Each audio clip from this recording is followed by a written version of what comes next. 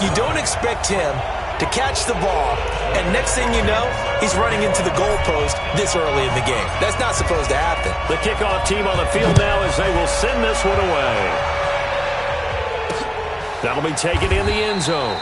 And no run back here. This will be a touchback, and it comes out to the 25-yard line. Ready to get our first look at the Dallas Cowboys on the offensive side here, led by their quarterback, Dak Prescott, who threw for 463 yards in Week 5, but Dallas still lost to Green Bay at home, 34-24. Dak did throw 3 interceptions in that game, also sacked 3 times, but the 463 yards by Prescott, second highest in Cowboy franchise history behind Tony Romo's 506 back in 2003.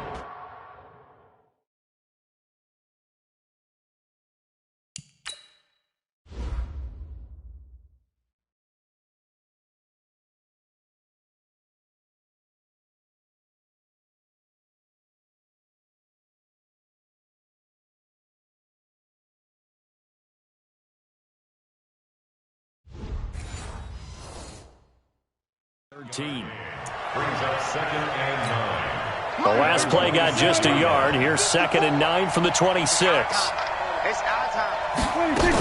Here's the man who's led the league in rushing twice in 3 seasons, Ezekiel Elliott. And he'll be upended at the 28-yard line. Just a 3-yard gain there.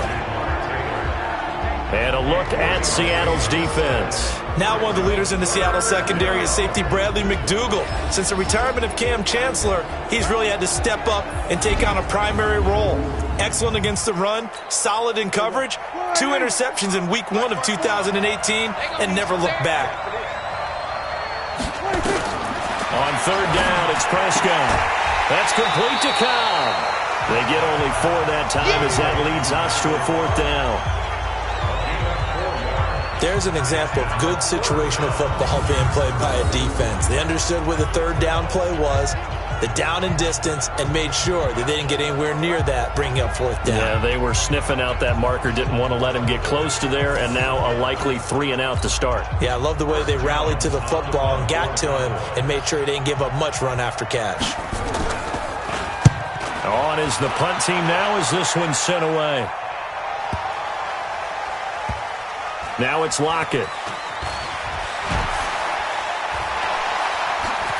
Sheds another. Give him 11 yards that time on the return. And it'll be Seahawk football, 1st and 10. Seattle's offense taking the field again here, and this is a team that just keeps finding ways to win. They picked up their 3rd straight victory on that Thursday night in Week 5 against the Rams. That was really a game that could have gone either way. You remember Greg Zuerlein missed a 44-yard field goal, and Seattle held on for the 1-point victory. But you look at the next 3 weeks, all against teams from the Eastern Time. And he's going to be brought down back at his own 6-yard line. The sack by Robert Quinn. Well, so much for setting the tone of the drive offensively. Giving up a big sack that loses that kind of yardage, not a great start. So now 20 yards to go on 2nd down after the sack. Work to be done. This one into the hands of Metcalf. And able to get it here to about the 16-yard line. They'll wind up getting 10 back as that sets them up for 3rd down. Well, these 2 teams, of course, met in the wild card round of the playoffs last year. Dallas getting a late touchdown from Zeke Elliott and then holding off the Seahawks 24-22. Gosh, that was just the 4th Dallas playoff victory since their Super Bowl title back in the mid-90s in Super Bowl 30. And all the way in, touchdown Seattle. Tyler Lockett, 84 yards. Here the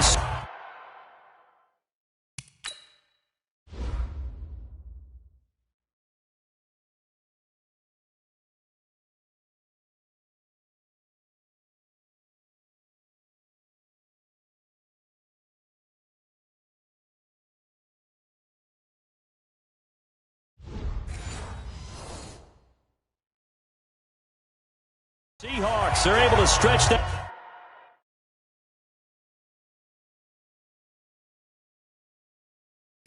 lead out a bit further. Now Myers for the extra point.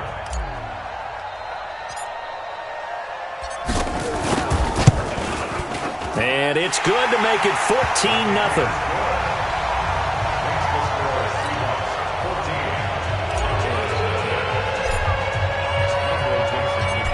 Set now to kick this one away, and off it goes. That's fielded in the end zone. And no run back here. This will be a touchback, and it comes out to the 25-yard line. So Prescott and the Cowboys now with a 1st and 10 at their 25-yard line. Dallas Cowboys, a team that started 3-0, now 3-2 after a pair of losses. And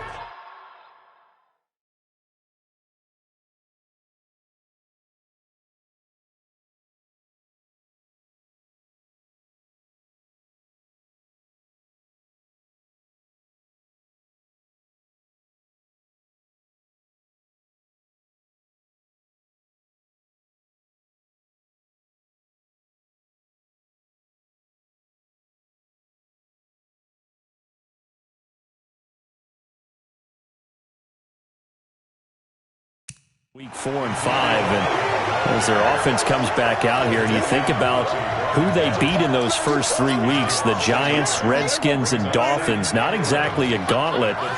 So now they're at 3-2 and tied atop the NFC East with the Philadelphia team that all of a sudden has hit their stride, winning the last 2 weeks. And that's who Dallas is going to face in Week 7. But first up, they'll go to New York to face the Jets in Week 6. A second down pass play there, but it's incomplete. An incomplete pass on that last play, and that means they'll need to come up with something here on 3rd down. Now throwing on 3rd down there, but he cannot connect. They went with the dime look that time on defense, just flooded the field with defensive backs, blanketed everyone, took away all the passing angles, thus the incompletion. And the punt team on now as this one's sent away. Returnable for Lockett.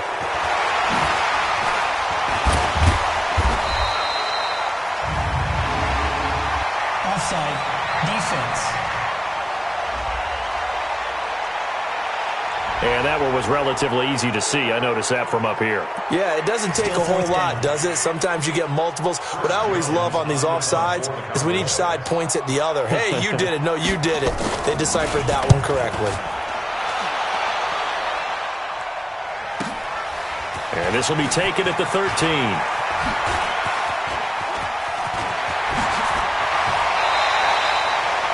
Great blocking on the return. It springs him for 25.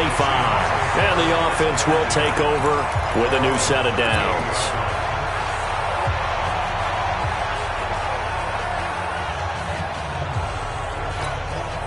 Here's the Seattle offense ready to get this drive underway. And right now they're saying, hey, let's keep this going. 2 drives, 2 touchdowns. Yeah, can't ask for a better start than that, can you? I mean, this is the way you practice it. This is the way you rehearse it. But right now, the play calling, they're locked in really well. Meanwhile, they take a shot to start the drive, but this is going to wind up incomplete. And one of the big bodies helping out this offense is your boy, Upati. And all he wants to do is have running plays called. Fire out and smack people. They work again from the 38 on 2nd and 10.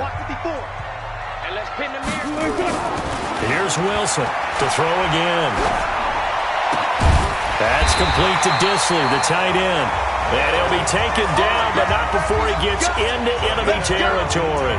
15 yards on the play, 1st down. Speaking of Disley, I'm not sure that the Seahawks really knew what they had in this guy. In his 2nd year now out of the University of Washington. If you remember back to his rookie season, a knee injury really cost him most of that year. But he has come back to be a huge part of the Seahawk offense, catching 4 touchdown passes in Seattle's first 5 games. 10 yards and a Seattle 1st down. Line of scrimmage, the 37 on 1st and 10. Now it's Carson. And he'll get 3 down to the 34-yard line.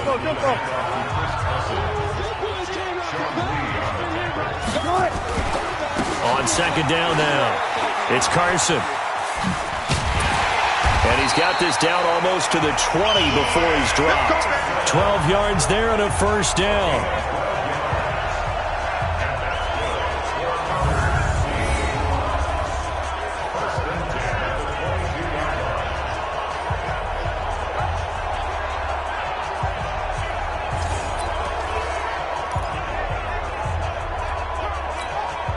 Try to get one more in here before the quarter breaks. Second quarter now from Seattle, and it is the Seahawks with the football here as they've got it with a 1st and 10.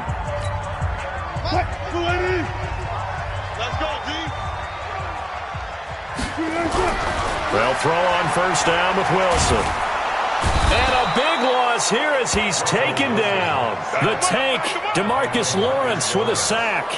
Well, maybe that can give him a little bit of a pick-me-up, a little bit of a jolt. One of the few things that's gone right defensively. Because other than that, it's really been a first half to forget. So 2nd and long, and got to be careful not to fall out of field goal range.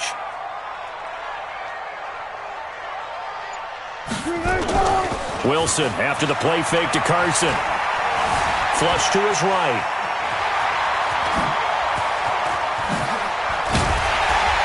And he's brought down, but not before he reaches the 8-yard line. 27 yards there, a 1st down. Certainly making his presence felt in both the pass and the run game. He's having an impact. Yeah, his first carry of the game right there. He had hurt him with his arm. Now he's showing that he can shuffle the puppies. And he's got it.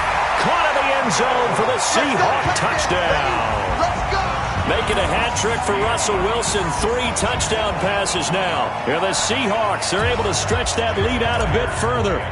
That's almost just not right. You cover everybody. But those tight ends, they can be awfully reliable. Very reliable. Defense just has to hate those guys. Just drives them crazy because oftentimes you can't match up with them. They have you either with size, speed, or maybe even just strength.